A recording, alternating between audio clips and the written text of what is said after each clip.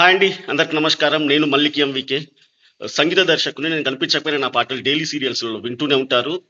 ఈరోజు మీ ముందుకు రావడానికి గల కారణం ఏంటంటే, నిన్న 'అందశ్రీ' గారి ఆడియో లీక్ ఒకటి అయింది. దాంట్లో సంభాషణలనేటివి చాలా ఆహ్, నాకు నచ్చలేదు. ఆ సంభాషణలు. అసలు తెలంగాణలో ఎవరు సంగీత దర్శకులు లేరు అని మాట్లాడారు. ఉద్యమం ఉవ్వెత్తున ఎగిసేలాగా చేసిన సంగీత దర్శకులెవరు? తెలంగాణోళ్ళు గాదా? తెలంగాణోళ్ళు ఇన్‌స్పైర్ చేయలేదా జనాల్ని? అసలు ఎలా మాట్లాడుతున్నారంటే ఆ మాటకసలు నాకైతే అస్సలు నచ్చల ఆ మాటలు. మీరు పెట్టుకుంటే పెట్టుకోండి. కాదనట్లేదు. కానీ ఎవరు లేరు అని మాత్రం అనకండి దయచేసి. అది ఇక్కడ ఉన్నోళ్ళని అవమానించినట్టు. తెలంగాణ ఆత్మను, తెలంగాణ దాన్ని అవమానించినట్టు. తెలంగాణ సంగీత దర్శకులందరిని అవమానించినట్టు. 'మూడు రంగుల జెండా బట్టి సింగమోలే కదిలినాడు' అనే పాట చేసిన చరణార్జున్ గుర్తుకురాడా? అంత పెద్ద పార్టీని ప్రభుత్వంలోకి తీసుకొచ్చేలాగా తయారు చేసిన ఆ పాట. అలాంటి ఎంతో మంది జీవితాలకు సంబంధించి ఇన్స్పైర్ చేసిన సాంగ్స్ ఎన్నో చేశాడు. మోటివేషనల్ సాంగ్స్ ఎన్నో చేసిన అతను పనికిరాడు. ఒక ట్రెండ్ క్రియేట్ చేసి బలగం లాంటి ఎన్నో సినిమాలకు సంగీత దర్శకత్వం వహించిన భీమ్ సిసరోలియో గుర్తుకురాడు. అంటే అలా ఎవరు లేరు అని మాట్లాడకండి. ఆయనకు తగ్గట్టోడు ఎవరైనా ఉన్నారా? కిరవాణి గారికి సరిపడా ఎవరైనా ఉన్నారంటే ఎవరి స్థాయి వాళ్ళది. వాళ్ళు తీసిన సినిమాలు, వాళ్ళు చేసిన బడ్జెట్లు వాళ్ళ స్థాయి అది. ఎవరి స్థాయి వాళ్ళకుంటది. కానీ వాళ్ళు చేస్తేనే బాగొస్తది, పక్కోడు చేస్తే బాగా రాదనేది ఉండదు. ఇది అవమానకరమైన తెలంగాణ సంగీత దర్శకుల్ని చాలా అవమానపరిచినట్టు ఈ మాట. ఈ మాట ఖచ్చితంగా అందశ్రీ అన్న వెనక్కి తీసుకోవాలి. తప్పు అది.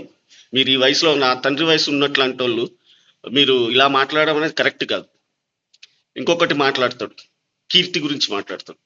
కీర్తి ఎవరో మనల్ని చెడగొడితే పోదే మన ప్రవర్తన, మన యాటిట్యూడ్, నిన్న మాట్లాడావు కదా, అట్లాంటివే నిదానంగా అట్నే ఇంకో 4, 5 జరిగితే అప్పుడు ఇంప్రెషన్ పోతుంది.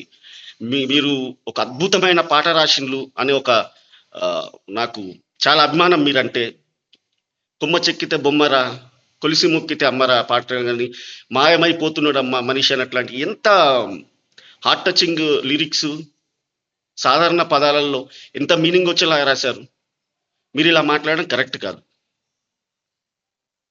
సంగీత దర్శకులు చాలా మంది ఉన్నారు ఇక్కడ. చాలా మంది ఉన్నారు. ఆ చాలా మంది ఉద్యమం నడిపించారు ఇక్కడికి వెళ్ళి పాటలు చేసి రాసి. నేను మీ ప్రభుత్వం చేసుకునేది కాంగ్రెస్ పార్టీ కాదు. అది కాంగ్రెస్ పార్టీ పాట కాదు. గుర్తుపెట్టుకోండి. ఫస్ట్ ఆఫ్ ఆల్ అది తెలంగాణ ఆత్మ, తెలంగాణ సోల్. అది తెలంగాణకు సంబంధించింది. అది మీరు రాసి ఉండొచ్చు, కానీ అది తెలంగాణ ఆస్తి. అందుకోసమే అందరూ ఇట్లా మాట్లాడుతున్నారు. అందుకే అడుగుతున్నారు మిమ్మల్ని. మీకు కోపం రావచ్చు, కానీ ఒక తెలంగాణ వాయిస్, తెలంగాణ గొంతుగా ఉంటే బాగుంటుందని ఒక చిన్న స్వార్థం తెలంగాణ ప్రజలకు, అంతే. మీరు పాడినా చాలా అద్భుతంగా ఉంటుంది. మీరు మామూలుగా పాడితేనే చాలా అద్భుతంగా పాడతారు. నేను అనేది కీరవాణి గారితో చేయించినందుకు కాదు ఇక్కడ సమస్య. నాకు చాలా ఇష్టమైన సంగీత దర్శకుడు కీరవాణి గారు. నా ఇంటర్వ్యూ చూడండి మీరు, ఏవైనా యూట్యూబ్స్లో ఉంటాయి. నాకు ఇష్టమైన అచ్చ తెలుగు సంగీత దర్శకుడు కీరవాణి గారు అని చెప్తాను. కానీ మీరు మాట్లాడేది చాలా బాగా లేదు. అది ఆ మాటలన్నీ వెనక్కి తీసుకోండి. సంగీత దర్శకులు లేరండి, బోల్డ్ మంది ఉన్నారు. రవి కళ్యాణ్ ఉన్నాడు, కార్తిక్ కొడకండ్ల ఉన్నాడు, ఇట్లా చాలా మంది, అనేక మంది ఉన్నారన్న. నువ్వు లేరని అనుకోకు. సంగీతం అంటే ఇక్కడ తెలంగాణ ఆత్మ తెలిసిన వాళ్ళు చాలా మంది ఉన్నారు. ఆ మాటలన్నీ వెనుకకు తీసుకొని దయచేసి మీరు ఇంకొకసారి అట్లాంటి లూజ్ టంగ్స్ యూజ్ చేయకండి. మీరంటే గౌరవం చాలా. మా తండ్రి వయసు ఉన్న వాళ్ళు మీరు. చాలా ఉన్నతంగా మాట్లాడండి.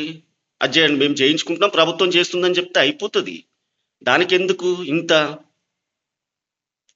మన తెలంగాణ గీతం ఒక ఆస్కార్ అవార్డు గ్రహీత చేస్తే కొంచెం బాగుంటుందని చెప్పుకోండి. ఎవరైనా అడిగితే అందరు ఆలోచిస్తారు, అది చేస్తారు. కానీ ఎవరు లేరు సంగీత దర్శకులు అని మాత్రం అనకండి దయచేసి.